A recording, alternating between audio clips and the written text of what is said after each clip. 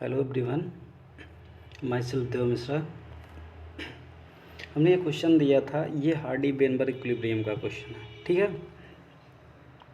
Question देखने में थोड़ा टफ ज़रूर लग रहा है, लेकिन इसमें बस कुछ बेसिक चीज़ है। बेसिक क्या, कुछ एक एक्स्ट्रा चीज़ है जो आपको समझना है। अगर आप उसको समझ जाएंगे तो ये क्वेश्चन बहुत ही आसानी से सॉल्व हो जाएगा। ठीक है, अब सबसे पहले हम बात करते हैं ये क्वेश्चन आपको कहाँ मिलेगा। ठीक है, ये इस टाइप के बहुत सारे क्वेश्चन आपको हमारे group CSIR net life science booster में मिलेगा। ठीक है, ये हमारा टेलीग्राम ग्रुप है जहाँ पे इस टाइप के क्वेश्चंस आपको डेली कराए जाते हैं। ठीक है, तो ये मैं डिस्क्रिप्शन में लिंक दे दूँगा अपने टेलीग्राम चैनल का, आप लोग वहाँ से ज्वाइन कर लीजिएगा। ठीक है, अब देखिए हम क्वेश्चन देखते हैं। क्वेश्चन क्या कह रहा है कि जीनोटाइप फ्रीक्वेंसी इसने दे दिया है। ठीक है, कैपिटल ए स्मॉल ए और स्मॉल ए का जीनोटाइप फ्रीक्वेंसी इसने दिया है।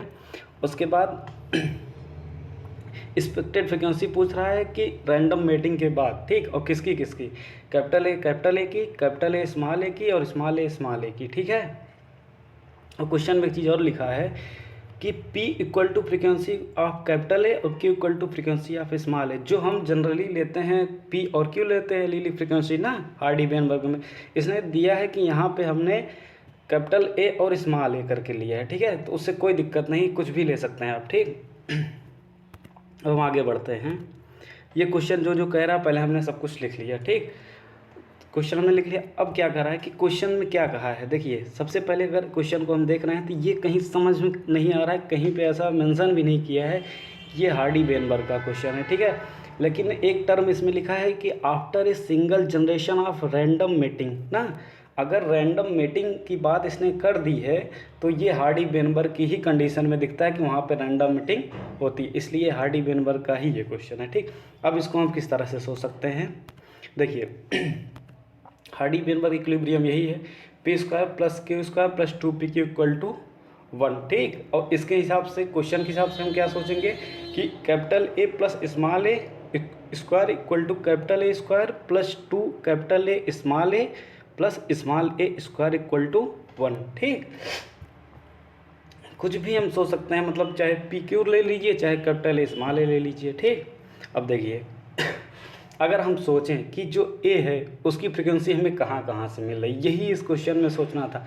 अगर हम इतना सोच लेंगे तो ये क्वेश्चन बहुत ही आसानी से सॉल्व हो जाएगा। ठीक है, रैंडम मीटिंग के बाद क्या कंडीशन दिखती है, जो हमारा कैपिटल ए होता है वो किस तरह से हमें मिलता है। ठीक है, जो कैपिटल ए होता है, अगर हम इसका इक्वेशन लिखेंगे A square plus small A square plus 2 capital A small A. ठीक, तो इसमें ये दिख रहा है हमें, देखिए P square plus 2PQ plus square, चाहे इसको ले लीजिए capital A square plus 2 capital A plus small A square. ठीक, तो अगर हम P और Q की बात कर रहे हैं, ठीक, तो P हमें कहाँ से मिल रहा है, एक P स्क्वायर से मिल रहा है, एक 2PQ में से मिल रहा है। ठीक, तो P स्क्वायर में से तो पूरा ही हमें P मिल रहा है, मतलब P और P दोनों ही है। ठीक, लेकिन 2PQ मतलब जो 2PQ है यहाँ से हमें कौन सा P मिल रहा है, हाफ मिल रहा है ना, क्योंकि इसमें 2PQ में हाफ P है और हाफ Q है। ठीक है, अब देखिए हम लिख लेते हैं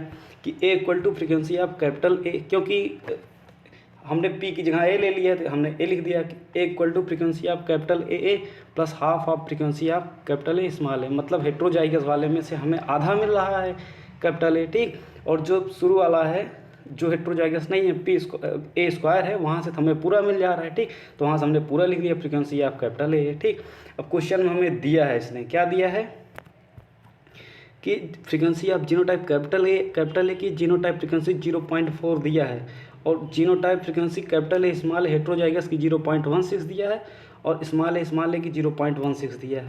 ठीक, तो अब हम इसको लिख लेते हैं सिंपली। ठीक, कैपिटल ए की फ्रीक्वेंसी दिया है 0.4, तो हमने लिख लिया capital A equal to 0.4 plus half of frequency of capital A small A की दिया है 0.16। ठीक, तो हमने जैसा जैसा करा है वैसे वैसे लिख लिया। ठीक, अब क्या हुआ, बस इसको हम सॉल्व कर लेते हैं। Capital A equal to 0.4 plus इसको सॉल्व करते हैं 0.16 मल्टीप्लाई हाफ तो 0.08 आ जाएगा। ठीक है, तो इस तरह से हमारा फ्रीक्वेंसी कैपिटल ए की आ गई 0.48। ठीक, अब देखिए ये चाहे कैपिटल ए की फ्रीक्वेंसी इसको बोलिए, चाहे बोलिए कैपिटल पी की ये फ्रीक्वेंसी है। ठीक है, अब सोचिए कि अगर हमें कैपिटल P की फ्रीक्वेंसी मिल गई तो Q की फ्रीक्वेंसी निकालना कितना आसान है, ठीक है, क्योंकि इक्वेशन क्या होता है, P plus Q equal to 1 ना। अगर हमें P मिल गया है देखिए P को हम क्या कह सकते हैं कि हमारे में जो P है वो इसने क्वेश्चन दिया कि इसने A मान रखा है, तो क्या दिक्कत है, A ही मान लेते हैं, ठीक। इस तरह से हमारा A या P कुछ भी कह लो, ये मिल गया 0.48, ठीक। अगर हमें Q निकालना है तो P plus Q equal to 1 होता है, तो हम माइनस कर देंगे, Q equal to 1 minus P हो जाएगा, 1 माइनस P हो गया तो 1 में से माइनस कर देंगे 0.48 को, तो हमारा फ्रीक्वेंसी कितना आ गया Q की 0.52, चाहे इसको Q की फ्रीक्वेंसी कहिए चाहे स्मॉल a की फ्रीक्वेंसी कहिए, ठीक है। तो एक 0.48 मिल गया, एक 0.52 मिल गया, बस। अब क्वेश्चन बहुत ही आसान हो गया, बहुत ही सिंपल तरीके से अब सॉल्व हो जाएगा। इसमें बस सोचना ये था कि जब रैंडम मीटिंग होती है तो कहाँ कहाँ से हमें कैपिटल ए मिलता है और कहाँ से हमें कैपिटल ए स्मॉल ए मिलता है, ठीक है।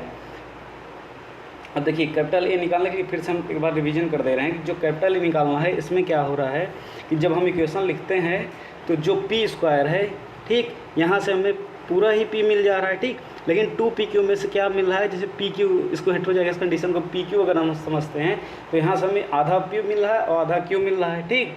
जब हाफ हाफ मिल रहा है तो इसलिए इसको हम हाफ यहाँ से लेते हैं, ठीक है, यहाँ से पूरा नहीं लेंगे, पी स्क्वायर में से पूरा ले लेंगे, ठीक है। ये हमें समझने वाली बात थी। तो ये देखिए हमने हाफ हाफ 0.16, क्योंकि दिया है ये कैपिटल ए स्मॉल ए की, यहाँ पे कैपिटल ए का दिया है 0.4, तो हमने रख दिया, तो ये हमें पी की फ्रिक्वेंसी मिल गई और क्यू की भी मिल गई, ठीक। अब देखिए बस, और पी और क्यू मिल गया, तो क्वेश्चन क्या पूछा है, expected frequency of capital A, expected frequency of capital A, expected frequency of small A, ठीक। तो जो देखिए कैपिटल ए और कैपिटल ए की फ्रीक्वेंसी क्या मिली, जब हमें कैपिटल ए की मिल गई है 0.48 या पी की कह सकते हैं, तो 0.48 का अगर हम स्क्वायर कर देंगे तो वो मिल जाएगी हमें कैपिटल ए की। देखिए expected frequency of capital A equal to P square कह सकते हैं, ये आ गया 0.48 का स्क्वायर इक्वल टू 0.304, ये कैपिटल ए की फ्रीक्वेंसी मिल गई, ठीक। अब कैपिटल ए स्मॉल ए की फ्रीक्वेंसी हमें निकालना है, तो ये क्या होता है, हेटेरोजाइगस पूछ रहा है, हेटेरोजाइगस की क्या लिख देते हैं 2pq, और 2p कितना मिला है 0.48 और q कितना मिला है 0.52, ये मल्टीप्लाई कर देंगे आ जाएगा 0.4992, ठीक। ये हमें हेटेरोजाइगस की फ्रीक्वेंसी मिल गई, ठीक। अब स्मॉल ए की पूछ रहा है, तो स्मॉल ए को क्यू स्क्वायर कह सकते हैं, क्यू हमें कितना मिला है 0.52 मिला है, तो 0.2704, ठीक। तो पहले का आंसर आ गया 0.304, दूसरे का आ गया 0.4992 और तीसरे का आ गया 0.2704, ठीक है। ये था क्वेश्चन, ठीक। बस इसमें समझना क्या था, फिर से बता दे रहे हैं, इसमें समझना यही था कि हम एक की जो फ्रीक्वेंसी है हम वो कहाँ से कितना कितना लेते हैं, ठीक है। अगर हम ये सही से कर लेंगे तो हमारा क्वेश्चन सॉल्व हो जाएगा, ठीक है। ये बस इसमें यही एक चीज़ छुपा था जो अगर हम समझ लेते तो क्वेश्चन सॉल्व हो सकता था, ठीक है। अब देखिए इस ढंग से आंसर कौन सा हुआ 0.2304, 0.492, ये फोर्थ ऑप्शन इसका करेक्ट है, ठीक है। मुझे लगता है कि ये क्वेश्चन क्लियर हो गया होगा। अब इस टाइप के क्वेश्चन आपको मिलेंगे तो सोच पाएंगे आप, ठीक है। Thank you so much, thank you everyone.